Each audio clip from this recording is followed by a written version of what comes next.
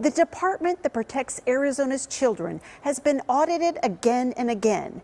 And despite finding a lot of problems, only a fraction of them have been fixed. I'm investigator Ann Ryman. I went through those audits and found there's never been a completed audit on child abuse and neglect. We have issued nearly 70 audit reports, follow-ups, and other documents regarding child safety. That's the number of reports the State Auditor General says her office has published over the last decade at the request of state lawmakers. We have reviewed many and varied topics at the department. But in this 2024 hearing, the state auditor says there's never been a completed audit of the department's most important role of investigating child abuse and neglect.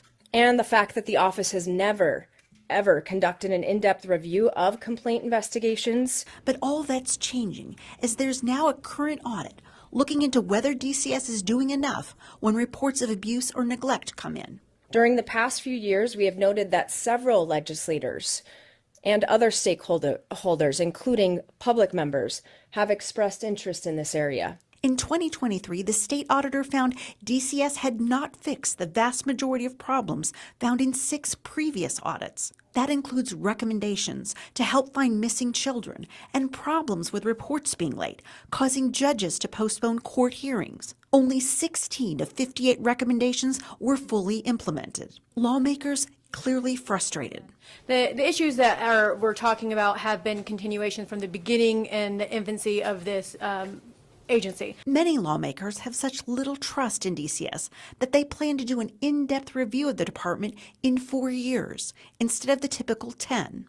I myself find it egregious that people in places of trust are not ensuring the safety, the health, and the welfare of our vulnerable children. When there is no improvement by some of these directors, that person needs to be held accountable.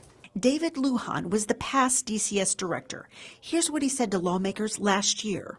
Our process is to go back, look at those Auditor General reports and see where we can make changes, where we can address policy changes. ABC 15 asked the current director why so many problems have gone unfixed. Some of the findings in the audit recommendations we have not agreed with.